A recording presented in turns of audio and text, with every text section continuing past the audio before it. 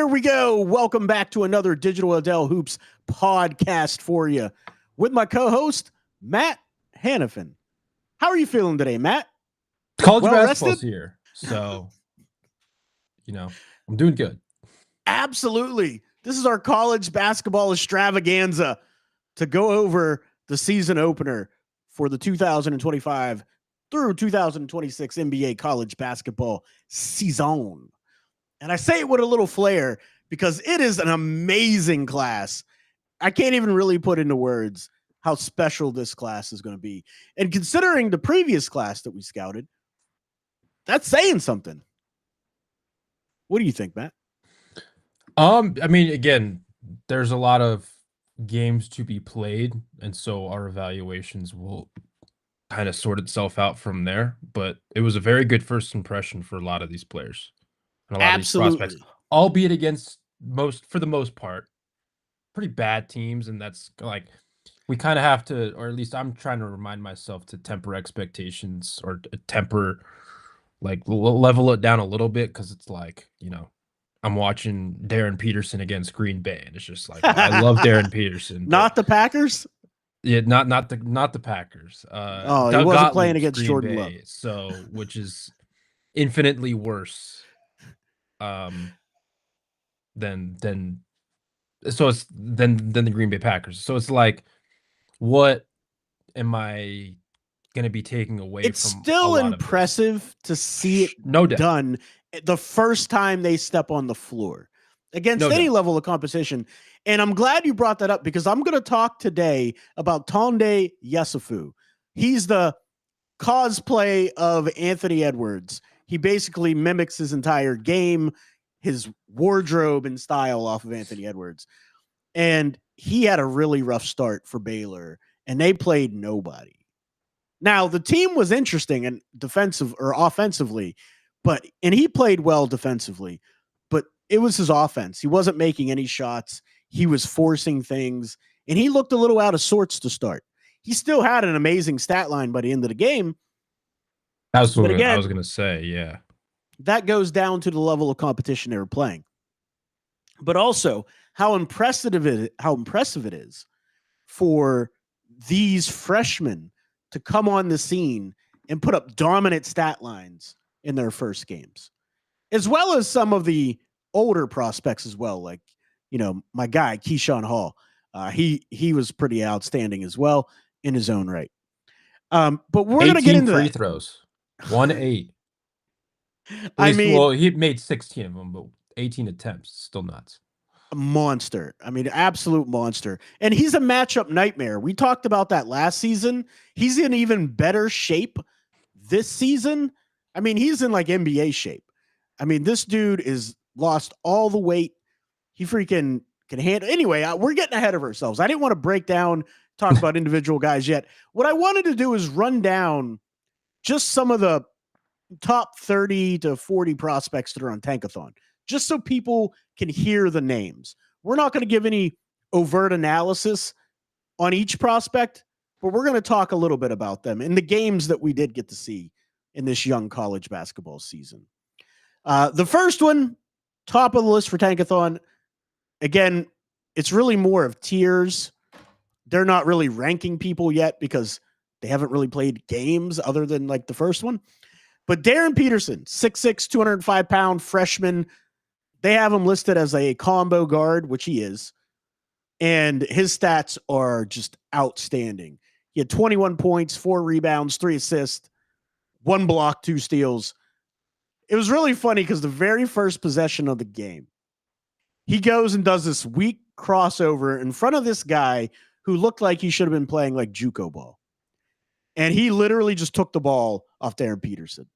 And after that, he was like, oh, I can't underestimate anybody. And he just destroyed in that Kansas game.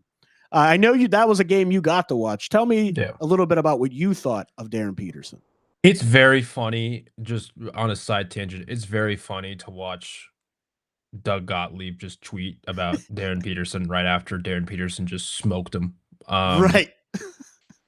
Anyway, I still find it funny that Doug Gottlieb has a job. It is wild. But Darren Peterson, like, for example, I watched the Louisville exhibition. I did some just again some first impression for some of these top guys over the weekend, and I watched some of their scrimmages. And now that these teams are able to play high profile exhibitions, it makes it a little more intriguing, and there's a little bit more of you can use it as somewhat of a data point. Not really Yeah. because it doesn't count against their stats, but just Right. a first impression of these guys.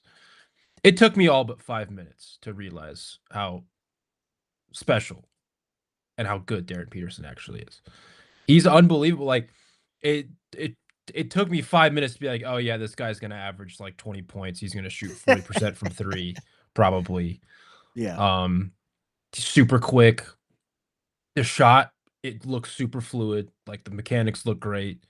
The good release point. Defensively, he competes. Obviously, I want to see more of that against like in stiffer competition. But like last night, we're recording this on Tuesday. He competed against Green Bay. He had a steal and score that was really impressive. Like I think he's instinctually sound on that end. He's super polished. Yeah, he's very quick. He has a really good first step, which is something that like, yeah, he can shoot the heck out of it, but then he can leverage that into his slashing and getting to the rim, and like he's bouncy when he's around the rim. Obviously not like, like John Morant-esque athleticism, but like he's Right. a very athletic player. He just has like the all-around package. He's got an NBA body already too. Yeah, and I mean, the thing with him is like it comes within the flow of the offense. Like he's yes. not forcing it. He knows how to make the right passes. I think he actually has some more playmaking juice, and I think we'll see that as the season goes on. But like there are times where he'll be in like a pick and roll, or he'll be getting to the rim and he'll dump it off, or he'll make the right bounce pass, or he'll just make the right read, whether he's reading the second or third level. Like he's just made he knows how to play basketball at such a high level, and he does everything really exceptionally well. Like I can't right now, again, we're only one game into the season. And so obviously this will sort itself out once he plays higher competition in that conference, but I can't like pinpoint like a big weakness. Yeah, that's Like the thing I with him. can't. Like I genuinely can't. Like sure, there's some things he does better than others, but like I can't look at it as like a weakness right now. I agree with you. Maybe that I changes. agree with you. He's one of the most complete prospects I've ever seen as a freshman. No doubt. He really is. No doubt. Like there's not really many things where you look at his game and you're like, oh, that needs a lot of work. Can it be improved? Yeah. Can it be tightened up? Like the handle, can it be tightened up a little bit? Yes. Sure. But he's a lot like current Norman Powell to me in this way. No, listen. Norm better. I'm just kidding. In this way, where when he starts going downhill, curls, P&Rs, the defender on his hip does not matter. Yeah. He's going to make whatever the appropriate read is, and that defender is not going to affect him at all because he's super strong. Like you said, he's got a very quick first step, and has a very high basketball IQ. Yeah, I want to see it over a larger sample. Right. But he's the real deal. And that goes everything that we say today, that goes for everyone in the sense that, like we want to see it over a larger sample because obviously the stuff changes and it's very fluid, as we so often say. But no, I watched him again in the Louisville scrimmage and then against Green Bay in his first game, and I'm just like, yeah, there's an it factor that this kid has. Absolutely, he has an it factor. And that team's supposed to be good, so I expect that to. Also Badunga was outstanding in that game. Also, he's going to be in this year's draft class. Who? The center for Kansas, Badunga. Oh yeah. No, he is outstanding. He's so athletic. I talked about him last year that I thought he should have been one of the guys if he got more run. They didn't give him a lot of run last year because of Dickinson. I mean, he got run, but just not the kind he should have. And you see right off the bat when he has the minutes on the floor, his activity, the bounce, protects the rim, the rebounds, the lob threat with the vertical spacing that he creates, he's outstanding. And that 1-2 punch of him and Peterson is going to be it's going to be a nightmare. He's so athletic. Offenses. He is. You He throw really it like is. corner of the backboard, he's good. He's getting it. He Absolutely. can't really do anything else. Like he doesn't have any ball skills. He can't shoot. But No. like No. he does the big man things of like Right, just which you can fit a dunk and block role in the shots NBA doing that. and Absolutely. rebound. And Yeah. rebound. Absolutely. Now Again, there's a lot of another centers are asked big. to do that. So There's another big that's playing tonight, and that's Cameron Boozer. He's the power forward out of Duke, 6'9", 250. 18 years old. Super interested to see what he brings to the table. Now, I know it was just an exhibition game, but he piled up 23 rebounds and like 24 points in an exhibition game. yeah. That's anytime someone gets 23 rebounds against college competition, it opens your eyes. It's very eye-opening. And the leadership that he shows as well, he just oozes leadership. I can't wait to see this kid play tonight. What are you expecting from Cameron Boozer tonight? I watched a little bit of those scrimmages as well, or exhibitions. I keep calling them scrimmages. They're not really, they're exhibitions. They basically to me, I hate making this comparison because they're different I hate players. comps, but go ahead. Well, it's just like who does this player instantly remind me of? He kind of reminds me of Paulo. And I'm not saying that because they both went to Duke. That's a weird comp to me. Paulo's much more fluid than Boozer, in my opinion. But like they're both 6'10", they're both 250, like for sure. The body types are similar. But I think Cam will be much better shooter. I think he is a smarter player. Oh, yeah. Cam's IQ is off the chart. His basketball IQ is than Banchero's. But I also don't know, think he's like less athletic than Paulo. Just like an instant, like who does this player remind me of? Like very instantaneous, just because of how physical he is. Yeah, but I think Paulo's more athletic as well, though. To me, they're kind of similar. I don't think Boozer's super athletic. Yeah, there's no way for us to even evaluate that because he hasn't played a game. But we'll see. We'll save that and table it for later in the season. And Cam's a pretty good defender too. So he is. He's a very solid defender, better team defender than individual defender, in my opinion. Yeah, I think just like a very initial worry is how is he going to hold up against smaller guards? Absolutely. Speaking of guards, but he's more of a wing. AJ DeBonsta for BYU, small forward, 6'9", 210. The consensus number one pick going into this thing, we kind of said Darren Peterson ourselves was our favorite to be number one. But he's 19 years old, 21 points, 6 rebounds, 3 assists, almost identical numbers to Darren Peterson. He got off to a rough start last night as well, but then really turned it on. He is going downhill, and he's going with reckless abandon when he starts going downhill. What were your thoughts of DeBonsta? I haven't watched him yet. Okay. Well, I'll tell you mine. So he got lost on the defensive end quite a few times. He gave up a couple of offensive rebounds, but on the offensive end, he's in attack mode. That guy just goes. And when he gets there, he's just throwing his body into people. His shot's okay. I'm not a big fan of his jumper. I think his jumper's going to need a lot of work. But, for a first game, he shot 1-3. He made it. Shot 50% because 90% of it was around the rim because he just goes to the hoop. And again, against lower competition, you expect that sort of thing, right? Yeah. He can handle the ball as well. His ball handling, he tends to like to go left, even though he's a right-handed player. He always goes left. I'm interested to see if he's going to be able to continue to throw counters out there and keep that effectiveness up. The other guy, too, number 4, was Nate Ament from Tennessee.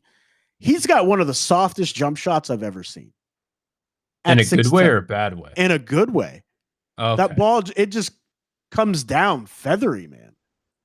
And at 6'10", he's going to have to get stronger, obviously. He's 6'10", 207.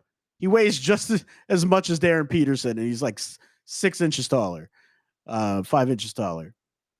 And also on the defensive end, because he's not strong enough. I'm interested to see how that develops as the year goes on. But in his first game, he had, what did he have? 18 points, I believe. 18 points, 9 rebounds, 1 assist, something like that. Let me see if I can pull it up. Yeah, 18 points, 9 rebounds, 1 assist. No blocks, no steals. The defensive end is going to be his opportunity to grow. But go ahead. I think he also is just raw offensively. Like, again, from the very initial look that I've seen from him, like he can't really handle or do. He doesn't have like a ton of like ball skills yet. It's just the shooting right Correct. now. It's the shooting, yes. And I don't know how much. Again, you kind of took the words out of my mouth in the sense that like he's gonna have to get stronger. Like I still think he'll be like a good player. I just think he's gonna be a little bit more of a project. Yeah, absolutely, absolutely. Kareem Lopez, small forward out of New Zealand. That's going to be on our international tape. We're going to do second half of the year, which we always save until the very end of the season. I'll do it like 3 days before the draft. Yeah. I mean, I'll watch it, but Matt does it like 3 days before. I get it a little sooner. Chris, do you know this name? I can't even pronounce it. The power forward for Houston, the center. Chris Sienick Jr.? I do not know. I haven't seen him at all. I'm gonna have to watch him. He had a double-double in his first game as a freshman. Solid. 6'11", 240 pounds, 19 years old. 1 block, 1 steal as well. Tunde Yesafun. I watched a lot of this game. I watched this whole game. Tunde got off to a horrendous start. He had 0 confidence because he started missing. And when he started missing, his confidence went. Played hard. He rebounded. He would defend. But what this team was doing on the offensive end, they went 5 out. They lifted the floor. Baylor was playing high pressure defense. They were backdooring them all day long. They just kept backdooring them all day long. And then Tunde, he kept pressing. Every time he got the ball, he shot it. Every single time. And he was bricking. Coach had to sit him down. He started letting the game come to him. He got on the offensive glass, getting putbacks, getting to the foul line. Then the 3 ball started to fall, and it just became an avalanche. Because as bad as that first half was, he ended up with 24 points, 7 rebounds, 1 assist, and 1 steal. He's 6'5", 215. What are your thoughts on Tunde Yesafun? Again, most of these guys I haven't watched yet. So haven't seen them. Okay, no worries. Yeah. He ended up shooting 40% from 3, even though he started rough, and he ended up at 62% from the field. So as bad as it was, it's pretty good. Let's see who's next on our list here. Mikey Brown Jr. from Louisville, 6'5", 190 pounds, little older freshman like Tunde. He's 20 years old. He had 11 points, 3 rebounds, 6 assists. Any thoughts on Mikey? In the exhibition I saw against Kansas, he was solid. I like Mikey, man. I like his handle. I think he can get to anywhere he wants on the floor. He's also got a feathery jumper. I'm interested to see how that translates in college. He only shot 2 of them things, made 1, missed the other. The handle, I think, was the handling and the playmaking was something that stuck out. But like, he'll compete on the defensive end too. He'll compete. I want to see more of him. He'll definitely compete. I definitely want to see more. I want to see more of all these guys, man. Right. I'm excited. Byron Mullins from UConn, they play today. I don't know anything about him. Braylon, I'm sorry. I called him Byron. It's Braylon. Caleb Wilson from North Carolina, 6'10", 215, monster, 22 points, 4 rebounds, 3 assists, 1 block, 1 steal.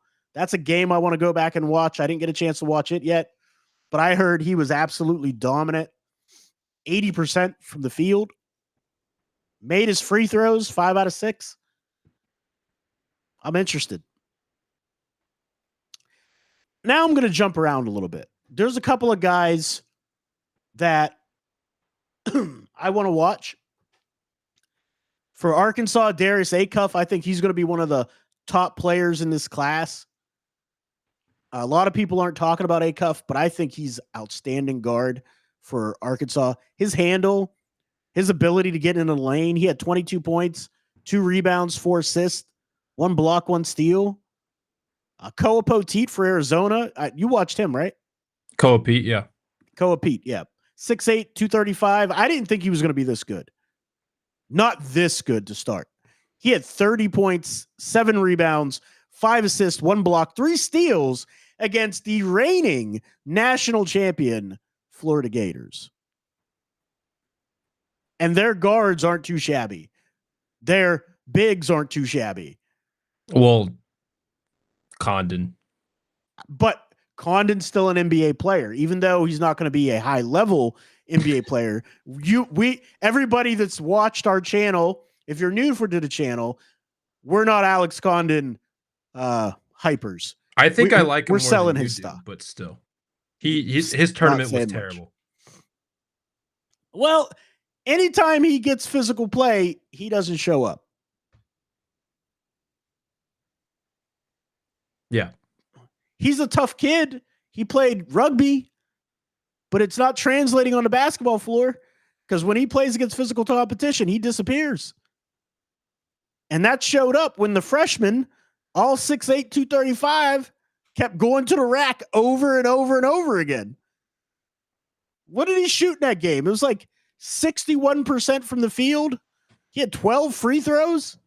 Koa had very good touch. He has very good touch, like within 15 feet. He does. And he's very physical. Does. Extremely physical. Absolutely.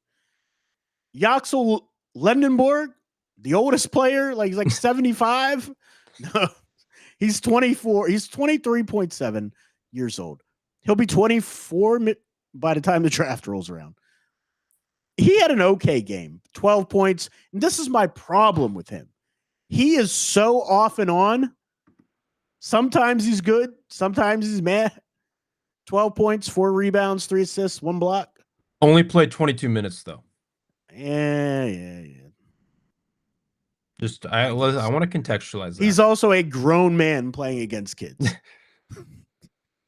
Yeah, he's in his, 6th year of college, 5th year of college? Yeah. Alabama, LeBaron Philon, one of our favorite guards from the previous draft. He withdrew his name. 22 points, 3 rebounds, 8 assists. No Marcus Sears to take all the ball handling. So he's like, oh, cool. I can get usage now. Right. He shot 50% from 3 yesterday, 2 of 4. He's going to do a lot, man. I'm really high on LeBaron Philon.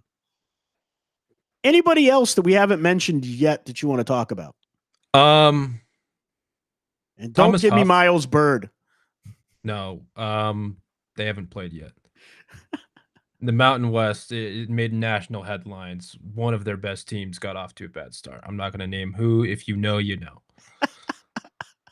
What is it? Thomas Huff? The guy on Florida. The forward on Florida. Oh, yeah. The forward. It's like Hogue or something. Yeah, whatever. It's not, something like that. Thomas Haug. Haugh.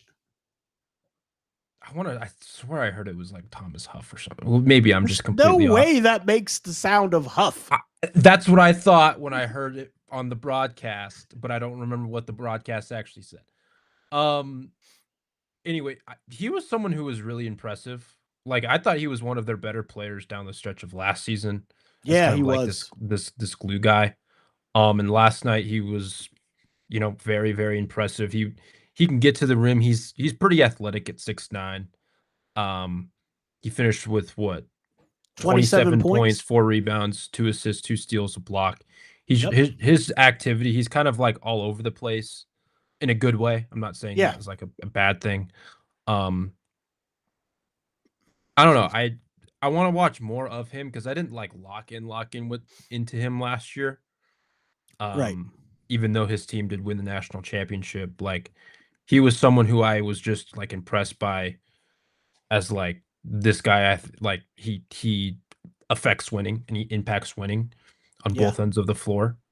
But this year now in a role where we didn't even mention this guy that we got to see play yesterday, Boogie Flan. Boogie's back. I was going to mention the guards for Florida, Boogie Flan and Xavier Lee. Yeah. It was good to Boogie watch Boogie Flan's play defense, basketball. man. His hands are so quick. He causes so many deflections.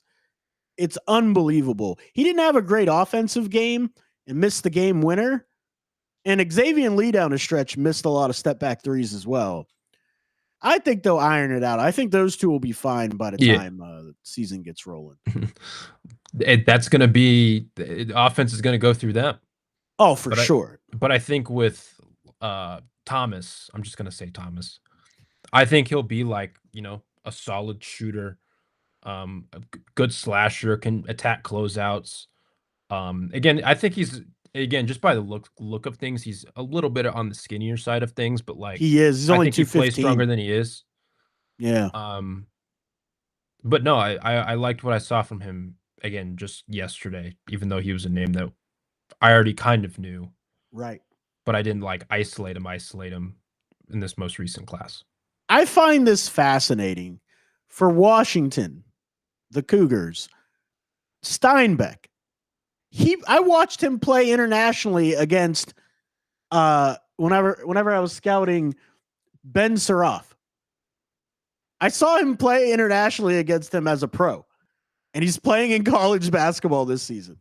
It's unreal how that's even possible. 20-year-old freshman, he had 21 points, 7 rebounds, 6 assists. I don't know how I feel about that, Matt. How do you feel about the international professionals being able to come over and get the NIL money and playing college? I'm fine with it. You're down with that? All right. Yeah, I mean, again, Washington plays team that shall not be named in December. So. Team that shall not be named. That's great.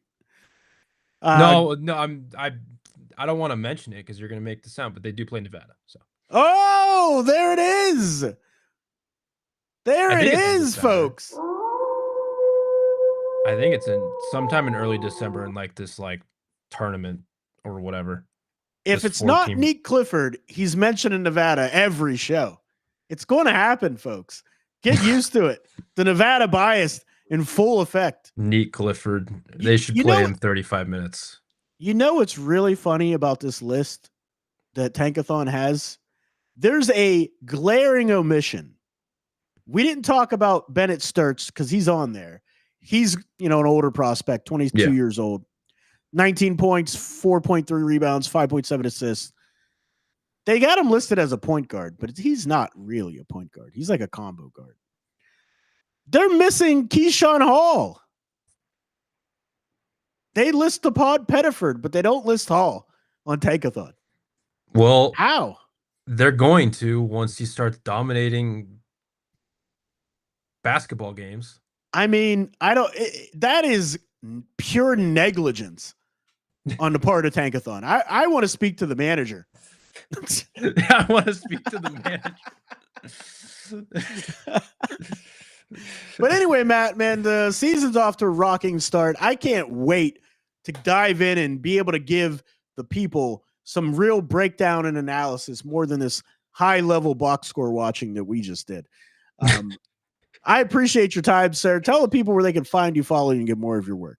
You can find all of my bad tweets, including about college prospects, mostly about NBA stuff or other sports stuff, at NPH_824_ on Twitter. You can find me at hothoops.com, vendettasportsmedia.com, mountainwestconnection.com, as well as Orlando Magic on SI, playback.tv/5RSN, and playback.tv/digital Adel Hoops. Right here where we are right now, and that's me, Digital Adel. You can find me anywhere on social media under that moniker. On Instagram, digital_Adel. Everywhere else, just Digital Adel altogether. Appreciate everybody. Don't forget to like and subscribe. We'll see you next time.